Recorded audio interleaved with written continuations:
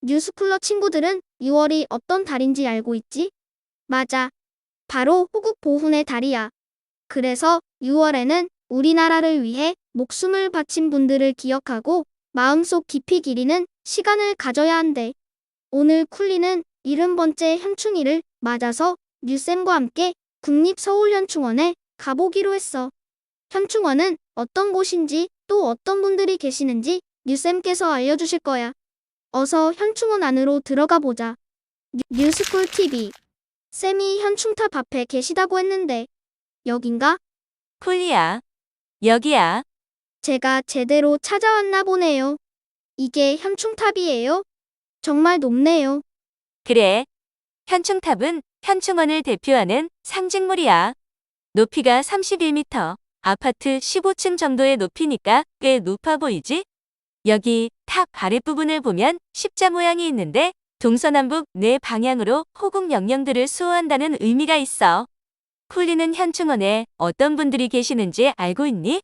한국 전쟁에서 전사하신 분들이요. 그래. 대부분은 그래. 이곳 국립서울현충원은 한국전쟁 직후에 만들어졌어. 당시 전사자들이 너무 많아서 이분들을 모실 곳이 필요했고 이곳에 축구장 200여 개 크기의 국립묘지를 마련하게 된 거야. 다만 이곳에는 한국전쟁 전사자만 안치되어 있는 건 아니야.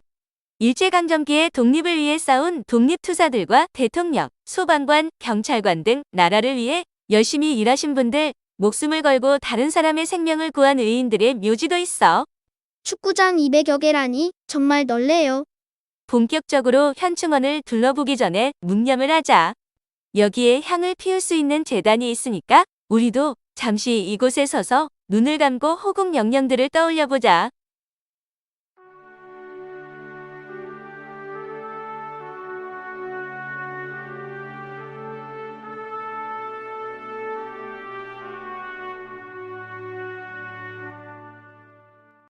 쌤, 탑 안에도 뭔가 있나 봐요? 응. 위패봉안관이 있고 지하에는 납골당이 있어. 함께 안으로 들어가 볼까? 쌤, 여기 돌판에 새겨진 이름들은 뭐예요? 대부분은 한국 전쟁에 참전했지만 유골이나 시신을 찾지 못한 분들의 이름이야. 이런 분들이 10만 명도 넘는데. 아, 제가 취재했던 거네요. 그래. 콜리가 소개했던 송재숙 할머니의 아버지 송영원 일병의 이름도 이곳에 적혀 있었겠지. 하루빨리 이분들의 유해를 찾아서 이곳의 이름들이 모두 사라지면 좋겠네. 쌤, 여긴 무명 용사실이래요.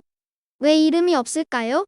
한국전쟁 전사자 중에서 시신은 수습했지만 신원을 확인하지 못한 무명용사들이야. 유해 발굴 사업을 통해서 발굴을 했지만 신원을 확인하지 못한 분들 역시 이곳 봉안실에 안치되어 있어. 우리나라를 위해 싸운 분들인데 이렇게 계신다니 마음이 아파요. 선생님도 그래. 자, 이제 무후선열 재단으로 가볼까? 무후선 열재단. 이게 무슨 말이에요? 우리나라의 독립을 위해 목숨을 바친 분들 중에 돌봐줄 가족이나 후손이 없는 경우에 무후선열이라고 해. 이곳은 우리가 잘 아는 유관순 열사의 위패도 있어. 아, 유관순 열사가 여기에 계셨네요. 응.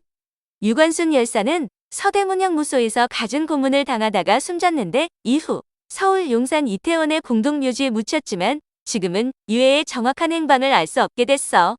이곳에서도 묵념을 하고 가야겠어요. 이제 독립유공자 묘역으로 가볼까? 이곳에는 뜻밖에도 외국인이 안장되어 있어. 우리나라의 독립을 위해 싸운 분인데 외국인이라고요? 그래. 대표적인 사람이 1916년에 조선에 오게 됐던 캐나다 선교사 프랭크 스코필드 박사야. 이분은 어쩌다 독립운동가가 되었을까요? 콜리는 혹시 1919년 3.1운동 당시 독립선언문에 서명했던 민족대표 33인을 기억하니? 네, 기억하고 있어요. 스코필드 박사는 34번째 민족대표로 불릴 정도로 우리나라의 독립을 위해 헌신했던 분이야. 실제로 독립선언문을 번역해서 우리 민족의 독립의지를 세계에 알리는데 큰 역할을 했지.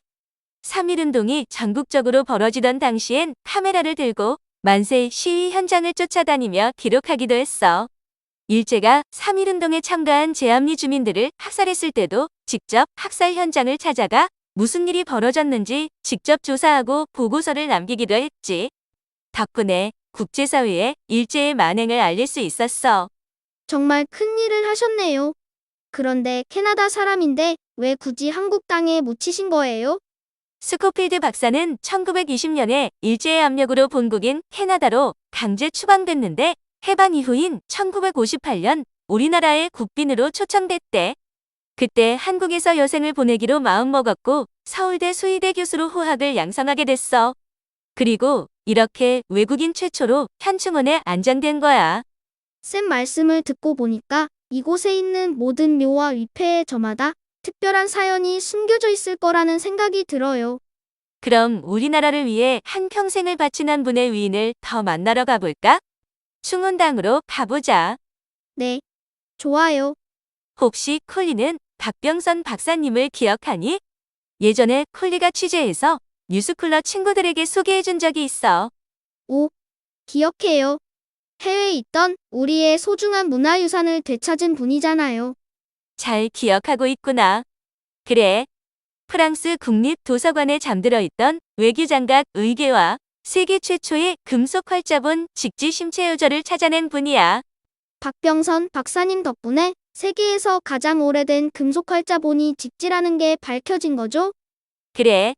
그 전까지는 다들 독일의 구텐베르크 42행 성서가 가장 오래된 금속 활자본인 줄 알았지.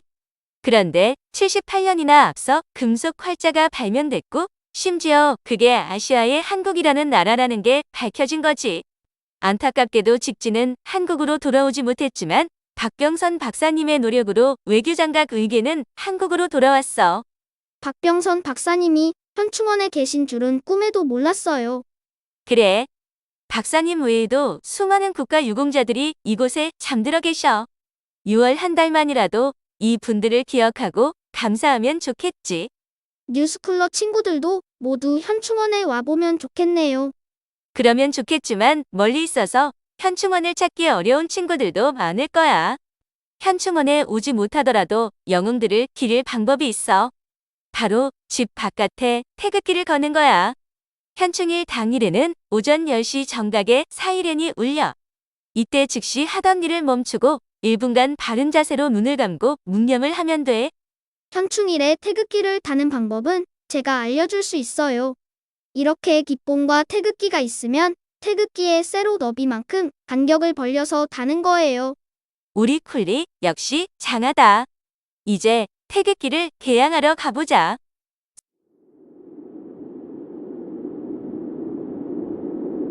뉴스쿨 홈페이지에는 더욱 재미있는 뉴스 이야기가 가득해요.